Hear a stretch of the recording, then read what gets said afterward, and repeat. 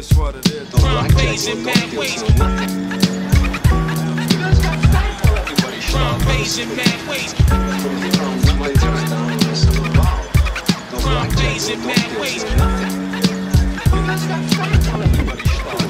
The Oscar Mayer factory in Madison today because Oscar Mayer's parent company, Kraft, has a huge influence on legislation in Wisconsin thanks to the American Legislative Exchange Council.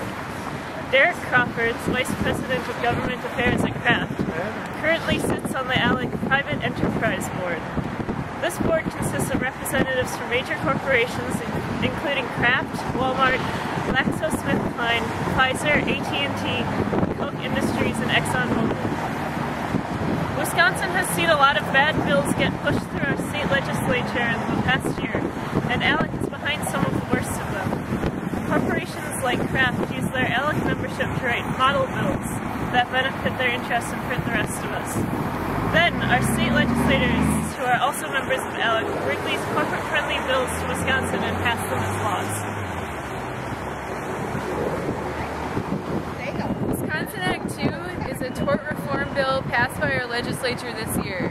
Act 2 contains elements from several of ALEC's model bills. It makes it harder for ordinary people to sue corporations that knowingly sell them defective or dangerous products.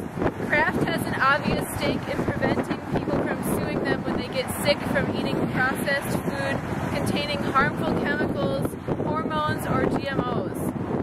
Act 2 also limits the amount of money that can be awarded to victims in cases of nursing home neglect or malpractice. The Telecommunications Modernization Act is an extreme deregulation of the telecommunications industry in Wisconsin.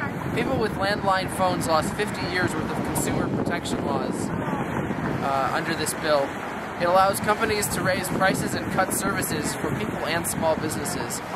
Corporate ALEC members like AT&T and Verizon lobbied hard for this bill and gave tens of thousands of dollars to legislative ALEC members like Representatives Jeff Fitzgerald, Senator Scott Fitzgerald, and former ALEC member Governor Scott Walker. Okay, the voter ID law was introduced by Representative Jeff Stone, a member of ALEC. Under this law, people who don't have a state-issued photo ID are denied the right to vote. This includes 177,000 Wisconsin seniors and more than half of African Americans living in our state. Students and people living in rural areas are also impacted. Many rural areas don't have a DMV and an extra burden for people who don't have a photo ID. I know that this affects a lot of students in Madison area who don't have photo IDs also. Much repair bill is the infamous use of legislation that sparked the Wisconsin uprising last year. This law rolls back 50 years of collective bargaining rights for public workers.